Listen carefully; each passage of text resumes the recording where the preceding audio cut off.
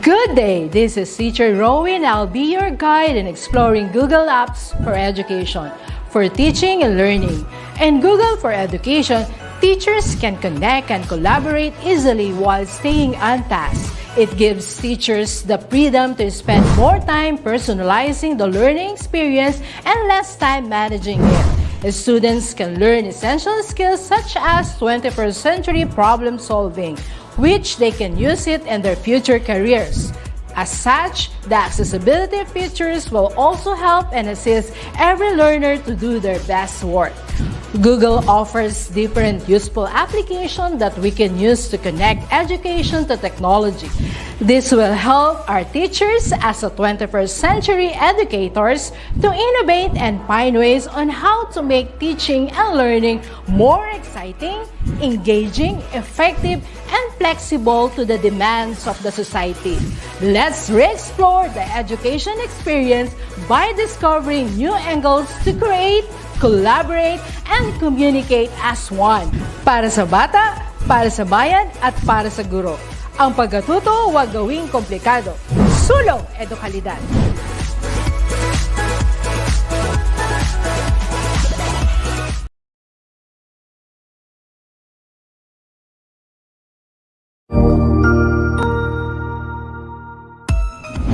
Mabuhay! Good day to all! I am your tutor Madge. Welcome to ETUlay, a free online tutorial, an initiative of the Department of Education, Information and Communications Technology Service, Educational Technology Unit, ICTS EdTech. This program is aimed at helping and assisting learners from kindergarten, senior high school, ALS, Alive and SPED learners. Aside from answering the modules, the ETUlay is offering programs which you will surely look forward to. Together with our parents and teachers, the ETUlay will bridge the gaps where difficulty and ease meet in learning new knowledge and skills. So, let us prepare our modules, pen and paper. Ready your mind to see and hear worthwhile and interesting lessons. Let us now study and learn, together with our volunteer online tutors. Tara na!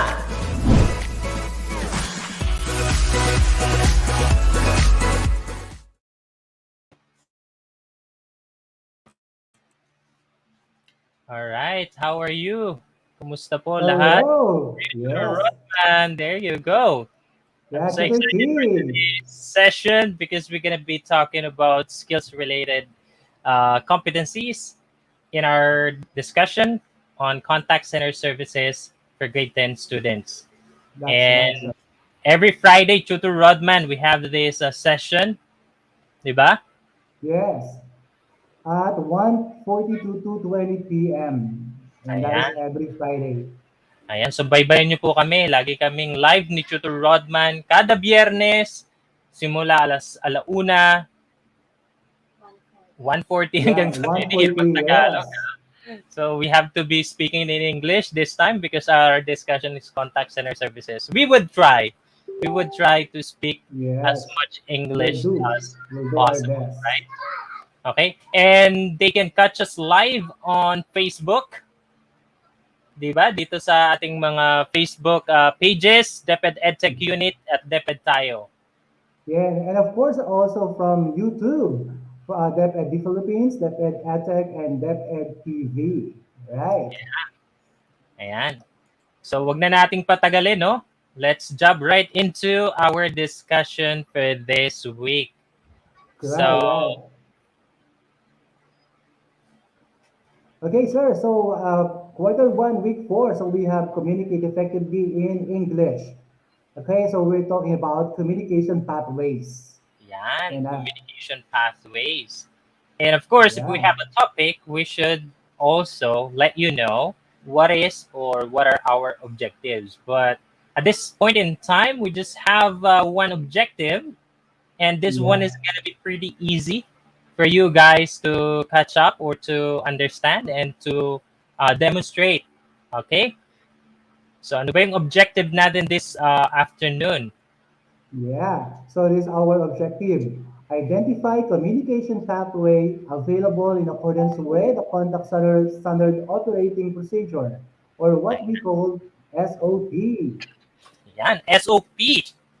Pag Yeah. sinabing SOP, this is the standard practice in that organization or in whatever company that you are going to be in the future. So we're Yes. actually expecting that you guys would apply in a contact center company in the future, whether it be for just to support your college education or it will be your lifetime or full-time career in the future. It That's doesn't really right. matter kung saan mo gagamitin. Ang importante, magamit mo siya. At least. Okay? Kasi sayang naman yung mapapag-aralan natin sa mga sessions natin dito sa contact center services sa inyong grade 10 subject. Okay? Mhm. Okay. Sir, so can you think about it? Guys, so are you ready? So for instance, now imagine you are working as a contact center service representative.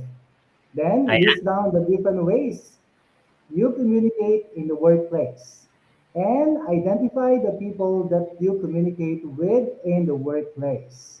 Ayan. So those two questions will be answered later on by Tutor Rodman because I believe our learners, our tutees, they don't have any idea about working in a call center as yet. So they are students right now. So unless they have a parent or relative who work in a call center, maybe they will have an idea Yeah. about the workplace environment in a call center. Okay, so I would like to, of course, we have here our very first duty to say good afternoon to us, Rodney Pelaez. She said or he said good morning. Okay, she looks like a girl, but I think he is a boy. Okay, good Yeah, afternoon to you, Rodney. Rodney. How are you? I hope you are enjoying our session this afternoon. Okay, so Tutor Rodman, since our tutees don't have any experience as yet when it comes to working in a call center, could you at least Yeah. give us idea the different ways you communicated in the workplace when you were working as a call center agent? Okay, so different ways to communicate in the workplace. So even right now, no, so we're doing, we communicate, sir. Mhm. So we are using what we call the distance conversation, right? Yeah. Sometimes, and also we have what we call the personal interaction or what we call face-to-face interaction, or Mhm. maybe a group discussion, or maybe Group exchange discussions. of, yeah, or maybe Yeah, exchange of writings, right? exactly. So Yeah, so those, meetings and sometimes coaching, right? Coaching with yeah, your team leader or coaching with the quality assurance specialist in a call center. Sabi ni Mary Faith Mendoza, Stephanie, good afternoon. Nice topic. Ayan. So thank you so yeah, much for complimenting our topic this afternoon. Maraming yeah, salamat po sa pagsubaybay nyo. Keep on tuning. Pwede nyo pong i-share ang aming episode, ang aming session dito sa ETUlay para po mas maraming ma-reach ang ating session. Di po ba? Maraming salamat po sa inyong pagtangkilik sa DepEd ETUlay program. Okay? So, yeah. Thank you tama-tama very yung mga much. nasabi ni Tutor Rodman, di ba? Na uh, ways kung saan nakikipag-communicate tayo sa workplace. Yeah. And of course, next question is identify the people that you communicate with in the workplace, right? Ayan. Mhm. Okay, so Yeah. who are the For people you communicate with or you communicated with in the workplace way back when you were working as a call center agent, Tutor Rodman? Yeah, so actually, same way, no? For instance, yeah, when I was working in a call center, of course, we have a lot of agents, right?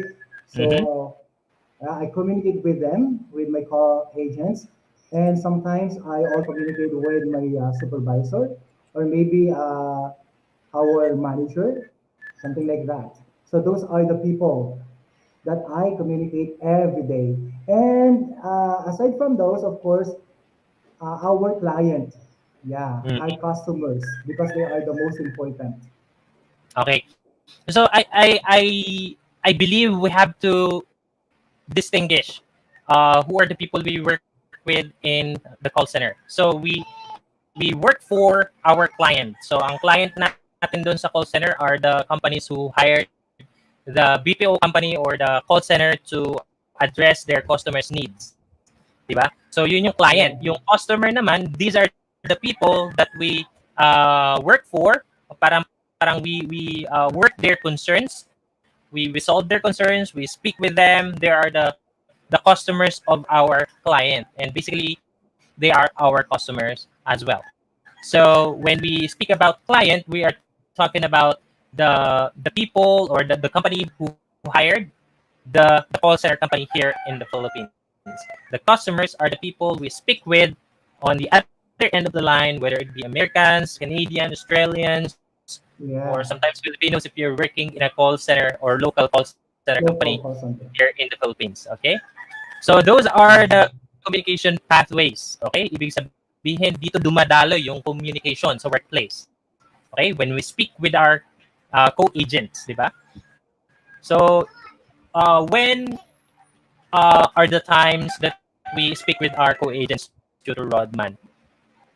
Yeah, for instance, tutoring, or maybe you have the problem, you don't know how to solve or how to resolve the problem, so you can ask your co-agent Mm-hmm. for the answer or for the solution. Exactly. So I hope our tuties would remember that, no? They would remember that in a workplace you couldn't get your supervisor right away to help you out with your concern, with the concern of your customer. The Yes, very of course, they first are too the busy. first people that you could ask help from is your co or are your co-agents, diba? The Yes, first people that you could ask questions from are your co-agents, diba? yes, Someone who sit beside you, diba? Sa workplace. So that's yun. right. So we have a lot of comments down below. So let's give them a shout out. Yeah. So good afternoon, Exo May Garcia Ordinario, Maria Aubrey Vega Priya from Lapu-Lapu City, and Jairus Tapal. Yeah, good afternoon too. Ayan. So maraming salamat sa inyong pagtangkilik. You could share this session sa iba pa nating mga students, grade 10, grade 9, and grade 11 students who are taking up contact center services for their TLE subject. All right. So, yung conversation naman between an agent and a supervisor happens when we have this what we call mentoring and coaching, di ba, Tutor Rodman? Yeah, that's great. That's true, sir.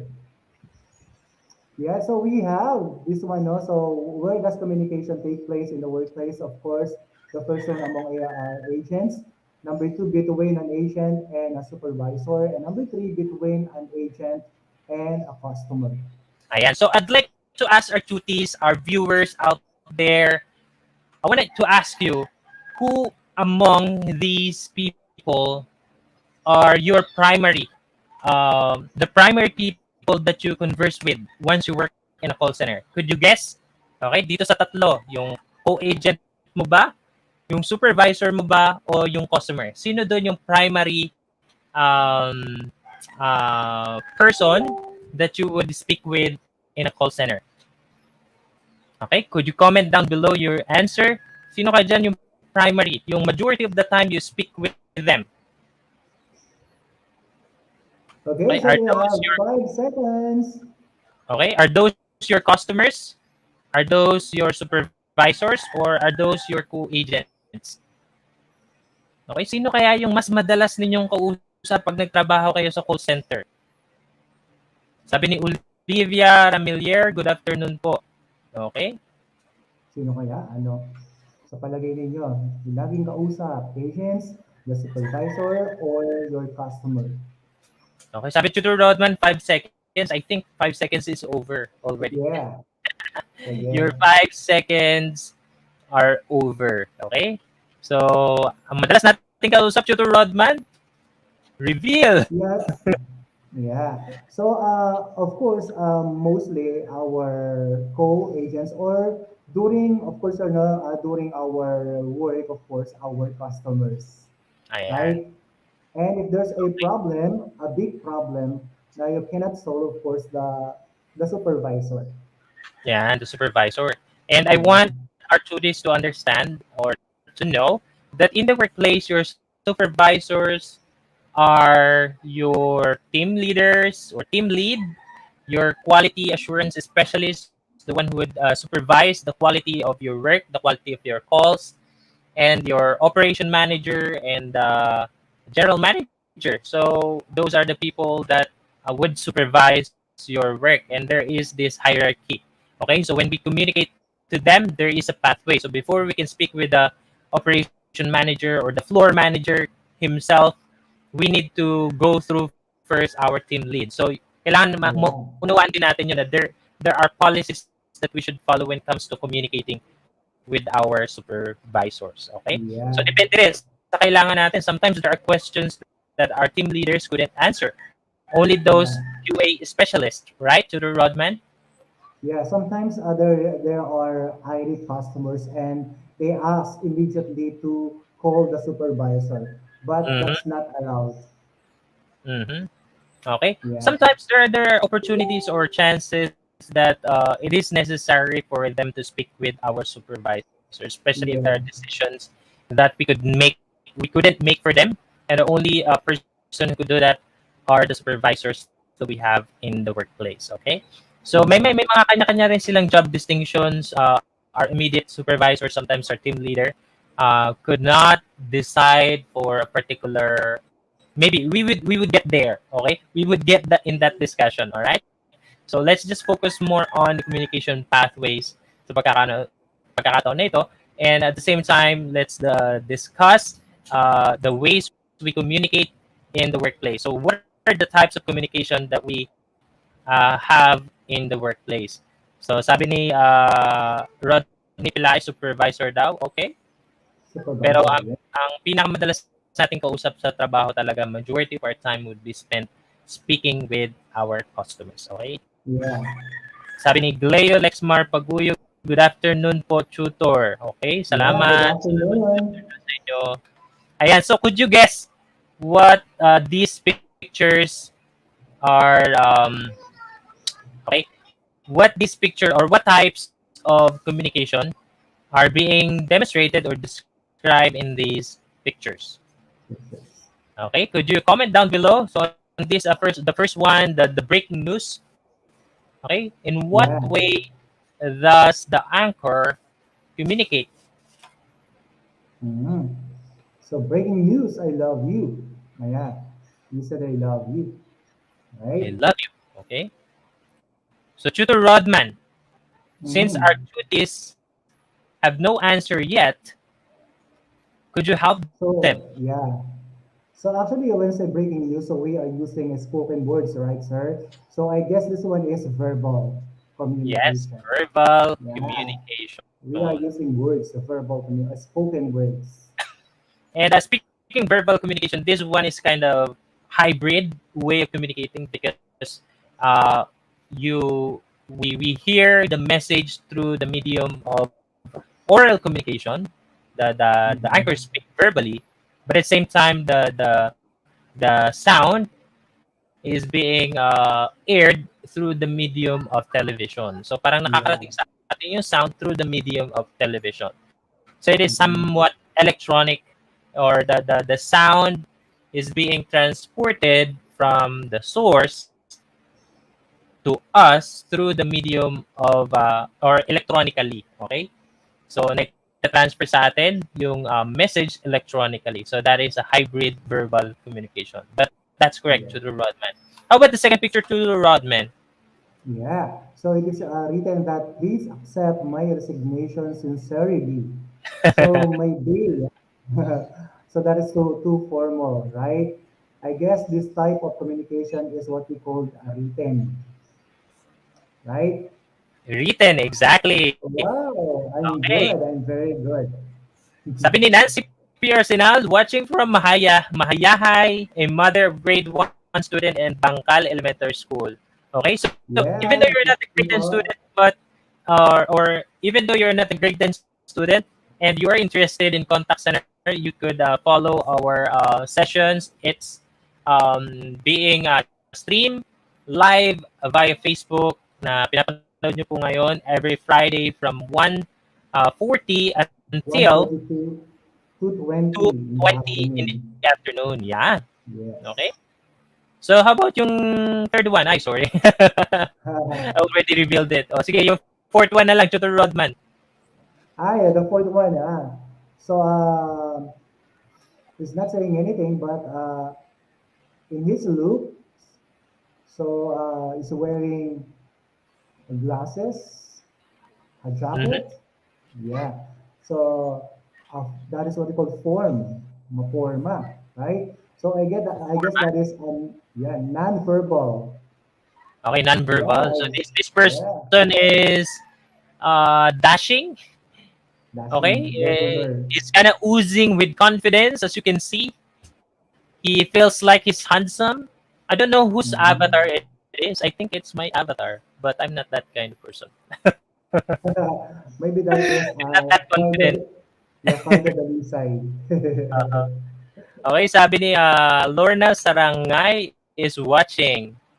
Okay, Thank you for watching, watching our Lorna. session this afternoon. All right, so these are the types of communication that we usually do Yeah. as human beings. So whatever in wherever places we may be in, these are the ways we Mhm. communicate unless we couldn't do, especially if Yeah. we have disabilities.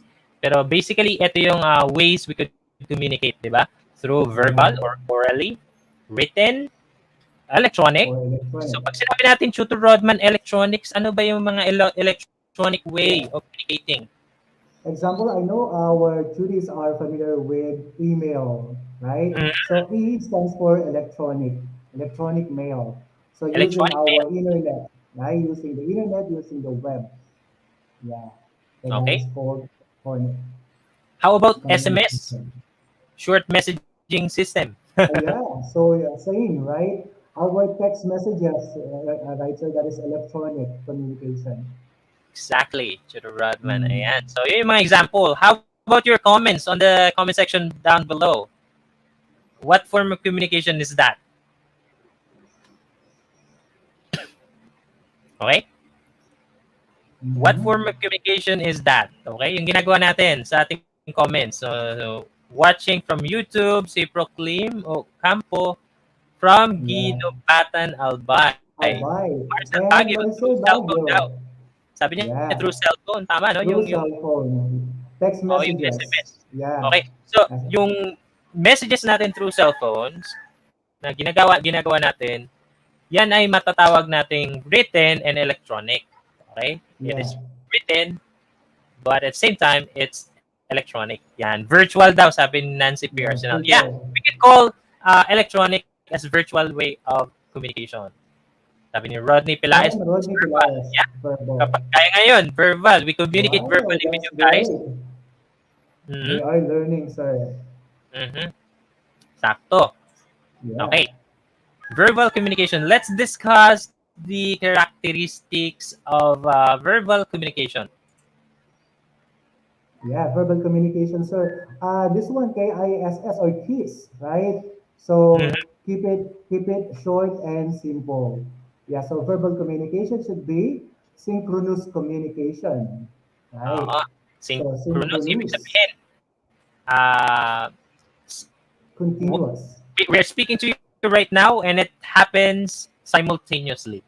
Okay? Yeah, We are speaking to you via the medium of internet, via the webcam, via the mm-hmm. computer, and we are speaking to you right now at the same time. Synchronous. Okay? This is Yeah, a synchronous activity that we are doing all together. We as tutors and you as our viewers and tutees. Diba? yeah. There is an interaction between us and our tutees. You interact with us using the comment section below. So more comments on the comment section below, the happier we get. Diba? Yeah. Mm-hmm. And of course, we have also the face-to-face conversation, sir. Mhm. Yeah, face-to-face. Or what we call the personal interaction, right? Yeah, sa bahay-bahay nila. Yan. O sa bahay natin, we do a face-to-face conversation Yes, we do that in our house. in our homes. Yeah, in our And home. at the same time, if you guys are on a video, or let's say you are on a video conferencing platform, or you're doing your video conference, you have a meeting with your teacher, and that we can call that virtual face-to-face conversation. So That's hybrid, right. electronic Yeah, way, pero hybrid face-to-face or verbal communication that you could yeah, there is a transfer of message from that's right. your teacher, or from us, and from you as our students, diba? Yeah, so that is the benefit of technology, no, sir? Mhm. Yeah. And of course, it is very important in a contact center service, no, services, the telephone conversation. Yeah, because we speak with our customers using or over the telephone, right? Over the Yeah, phone. exactly. So this is one of the medium ways to communicate with our customers that you should be adept, okay, in the Yeah. future. Dapat makabisado niyo yan, cellphone conversation. And of course, we are here to do Rodman and I are gonna help you with your telephone skills in the coming days, okay, in the coming weeks. So Yes. watch out for that. We are very excited to discuss telephone skills. Mhm. And, sir, Ayan. the, So the, let's the acronym KISS. yan, yung acronym na KISS. So when we say KISS, it doesn't mean that we would kiss you with our lips. That's not gonna happen. That's bawal. We only kiss our daughters, our kids, and our Yeah, wives, di ba? To the Rodman. Pero when we yeah, say we want to kiss it, or to keep it short and simple, we're talking about yeah. our verbal and written communication both at the same time. Okay? That's right. So, what are the Keep it short reasons and we simple. get wordy due to Rodman? Sa tingin niyo po, ano yung mga reasons that we get wordy? For instance, you don't know what to say, right, sir? Or Exactly. maybe you forgot something and you are trying to recall those things, right? Tama. Yeah, At yan yung mga nakalista dito due to Rodman. So, these are the reasons why we get wordy when we speak using the English language. So, number one reason is our English fluency. yeah, The reason why I have put that there is because I experienced that personally. Okay, I wouldn't say that I'm fluent enough in English. I'm good enough in English communication. However, there are times that I get so wordy because I'm not that fluent. Okay, my level of English isn't that it isn't as fluent as native speakers, 'di ba? So yun yung isa sa struggle ko. How about Tutor Rodman, yung number two? Is there a time that you experienced this, that you, let's say you just want to speak your with a person, intentions. but you lack or you have excessive intention, so too much intentions in the conversation? Yeah. So, so that is why it is very important that when you are talking to other people, so make sure that you have first intention, the second, and the third, and so on and so forth. So, dapat you have one intention at a time Yan, one para mas intention. mabilis, right? Tama, Mas tama. maintindihan. Kasi once you have a lot of intentions, nagkakapatong-patong, nagkakaroon na ng overlapping, right, sa information. Exactly. Saktong-sakto Mhm. yan, Tutor Rodman. Ayan. Sabi ni Irene Cruzado, hello. Okay, hi sa'yo, Irene. How are you, Irene? I hope you're doing good. I hope you're enjoying our Yeah. session. Hi, tutors daw. Hello, Irene. And hello din daw kay no, so Maria Alessandra Cristina Obligado. Yeah, Ayan. so thank you for watching.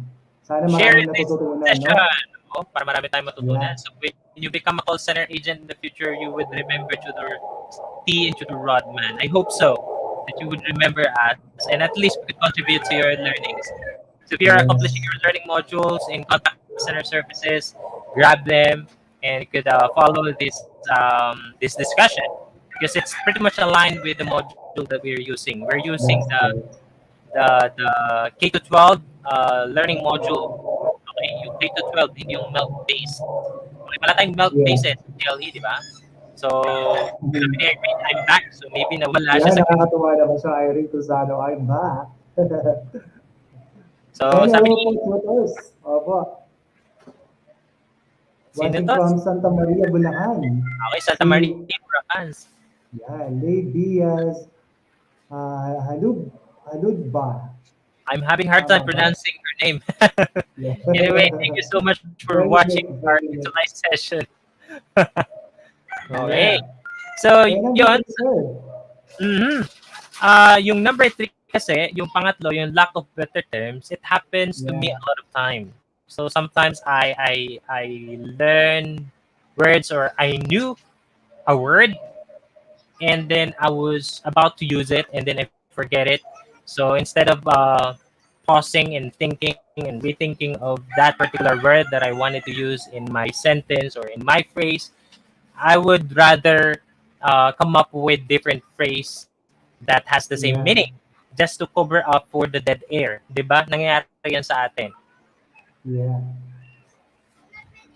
So even us teachers sometimes, Exactly. Opo. yeah, we do not know what to say. No, we do not know what is the exact term that we're going to use. Ninervyos po kami. Tapos yung pang-apat yung bookishness. So yung bookishness Bookishness, naman, yeah, tutor Rodman, nangyayari kasi ito kasi sa atin sa academic essay, 'di ba? Pag sumusul tayo ng yeah, essay, may requirement na halimbawa 1,000 words. So we got used to yeah. that. So we A tend to minimum and a use maximum words. mm, we tend to use synonymous words to make sure that we reach the number of words requirement of our teacher, Yeah. di ba? Sometimes, in my experience, because I am teaching creative writing, yeah. So bookishness. So sometimes they are using lines from the song, yeah, or a poem, something like that, just to make the word longer. Tama. Okay. So how we would keep our statements short and simple? How are we gonna do that? Okay, yung number Yeah, one, use contractions. So yung example ng contractions, yung I'm for I am, I'd for I would, he'll for he will, can't for cannot, wanna for want to, gonna for going to, yeah, and gotta for got to, di ba? And yun, etc. So there are so many contractions that we could use to make our statement short and simple. simple. And at the Yeah, same time, we would sound more like a native speaker because in a call center company, a lot of our customers would like to speak with the people they believe to be their like co-Americans or yeah. co-Australians, di ba? Mm. And sometimes we really have to fake it to sound more like Mhm. them. Yeah, actually, call centers in the Philippines, of course, so we are denying, so we are hiding our identity that we are Filipinos, right? Mm. Something to say, there's a discrimination, right? Sabi Mhm. nila, I don't want to talk to you Filipino, I want to talk to Americans, something like that. Okay, that happens. Okay? Pero ngayon Mhm. medyo nagbago na yung industriya kasi they got used to speaking with Filipinos and they're loving they Yeah, love to converse with Filipinos because we are kind, we are sweet, that's di good. ba? Yun yung That's advantage true. natin. Dati ganyan talaga, sobrang higpit nila. Pero Yeah, ngayon, since alam na nila that the Philippines is the call center capital of the world. So, yeah. alam nila na majority of the time they would be speaking with Filipinos like us. Okay? Mhm. So yung pangalawa, avoid redundancy or dead words or Yeah, yung synonyms. Okay? synonyms. Mga synonymous words in a statement or in a sentence. Yeah. So when say redundancy, sir, that is a repetition, right? Mhm. Repetition. So dead words or Oo. synonyms. Mhm. So those words that aren't necessary, the words Yeah. if you take them out of the Mhm. sentence, the meaning of the sentence wouldn't even budge, wouldn't even change, 'di ba? So Yeah. ganun. So yun yung mga redundant words. Okay? Yeah. Example, Redundant sir. words or dead words are words that you Mm. could remove from a sentence without changing its meaning. Meaning, yeah. Examples are in colors, for instance. Sometimes we put color blue, but actually blue is a color already, Mhm. right? Don't have So to we say can color, di ba? eliminate, yeah. So we can eliminate the word color. Better Yun, use tanda natin yung blue. duties, ha? Yeah, Okay? Huwag na natin sabihin, I love color red. I love color yellow. You just said, I yeah. I love love blue. blue.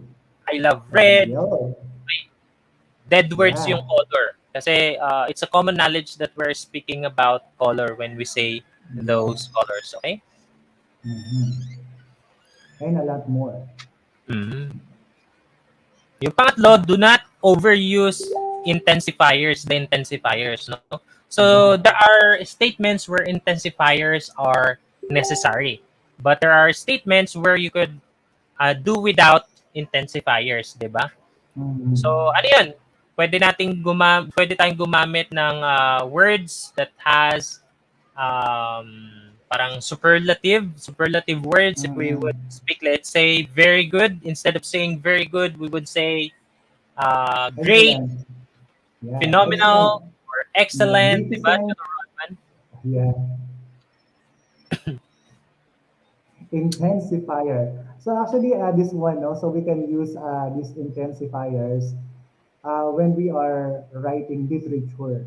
Kasi sa literature, kailangan madrama eh, right? So that's why we are very, very, very, right? So that is allowed in literature. But informal, of course, informal letters or in writing, so that is a big no, Okay. right? So we could use intensifiers, but do not overuse them. So if you wanted Yeah, to convey your meaning simply and shortly in a yeah, concise manner, you should at least avoid using too much intensifiers in a statement. Okay? correct. So let's try these two sentences. Let's try to improve this. How we should keep this short and simple. Okay, let's try to make these statements short and simple. Okay? Sige, sa ating mga tuties, alin kaya yung pwede nating tanggalin dito sa first statement? I am currently processing your order right now. It will be delivered tomorrow. Yeah. Okay? So let us apply 1, 2, and 3. Okay, How let's to keep it apply. short and simple. Tama. Oo, tama. Churu Rodman, no? Apply natin itong tatlong paraan para magawa nating short and simple ang ating mga statements. Ano daw ang pwedeng tanggalin dyan, no? Let us eliminate the unnecessary word. Okay?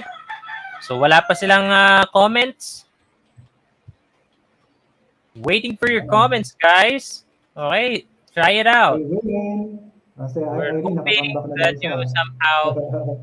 Oo, di ba? Sige, Tutor Yeah. Rodman. Okay? So, tanungin ko na lang si Tutor Rodman. Hindi pa kayo nag-respond eh. Yeah. Sige, I am currently processing your order right now. So a lot of redundancy, no?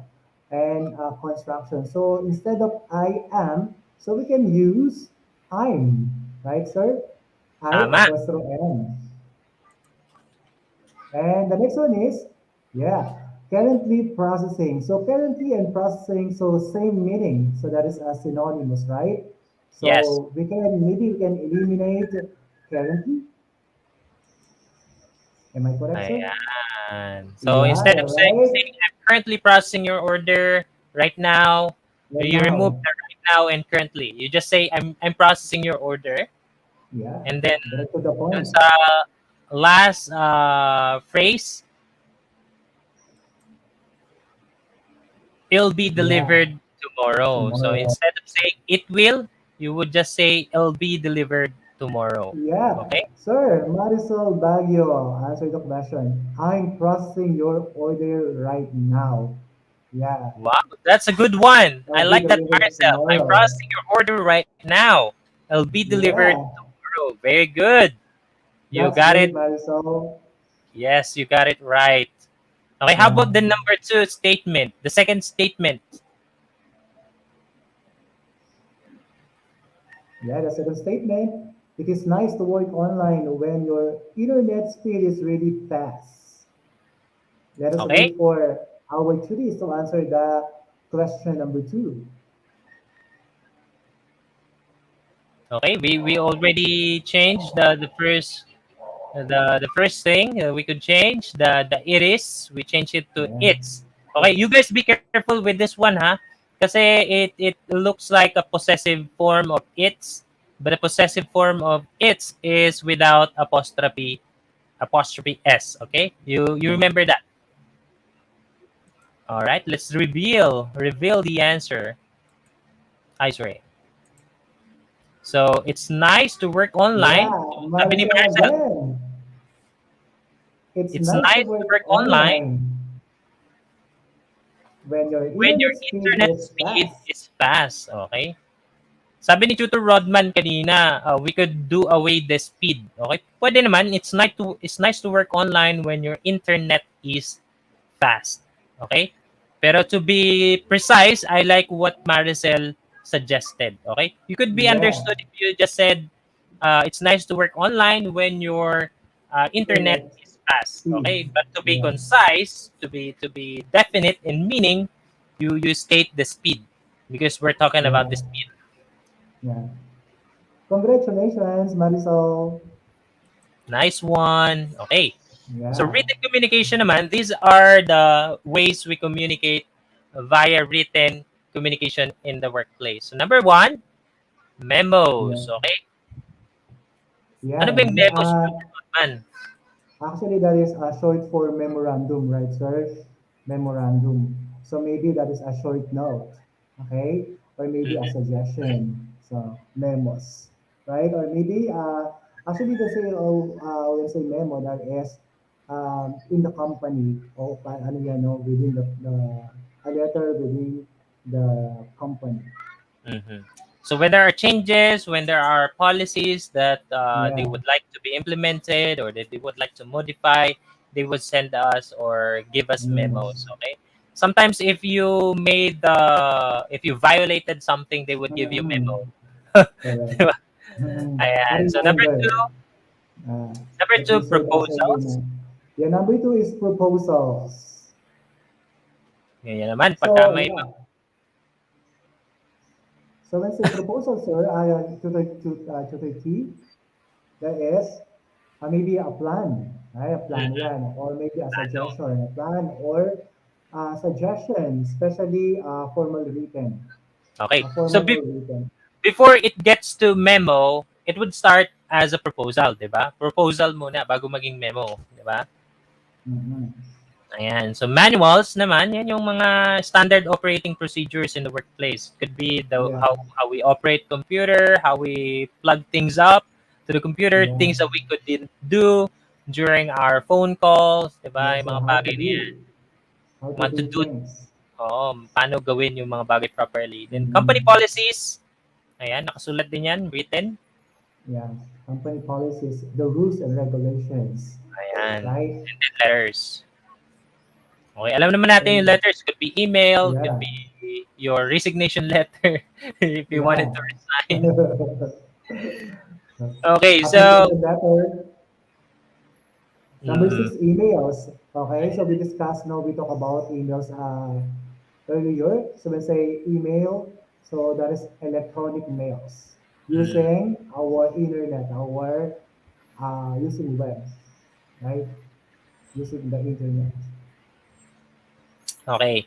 So those are the things that you gotta remember when it comes to verbal and nonverbal communication. So nonverbal communication is eto yung mga example natin, yung written communication, we already discussed that.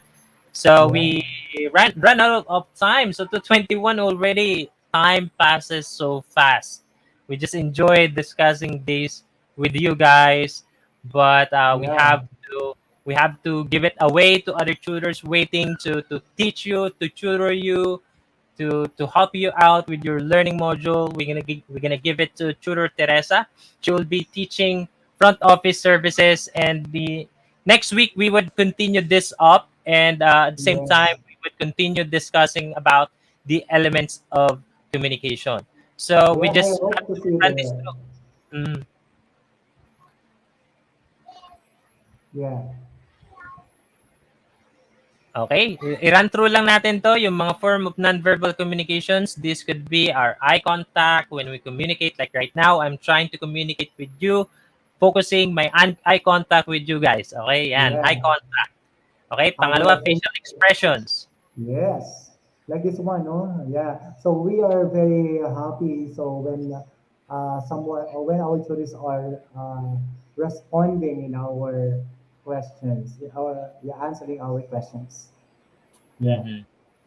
Number three, posture. Yeah, this is very important, right, sir? For instance, how to sit down. Paano ka ba umupo? Paano ka tumayo? So that is very important, the posture.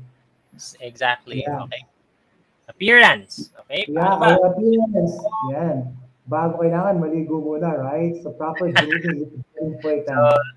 yeah, our Proper appearance grooming. communicate more about us than what we said sometimes, or than what Yeah. we say. Okay, and then tone of our voice when we speak. Okay, Yes. so we gonna shed more light on this in the upcoming episodes or upcoming sessions of contact center services. I thank you guys for tuning in or for watching our session for today. Once again, I'm Tutor T. See you guys in the next session. Yes, and this is Cholo Rodman. Thank you and God bless us all. Bye-bye.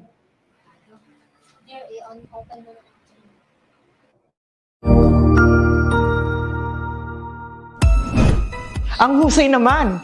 Natapos mo ang iyong tutorial session kasama ang iyong mahusay na ETUlay tutor. May bago ka bang natutuhan? I-share na yan gamit ang hashtag ETUlay Level Up. Huwag aalis ha, dahil may susunod pang programa na pwede mo ring panoorin at salihan. Dahil naghihintay na ang iyong mga tutors. Happy learning dito sa ETUlay!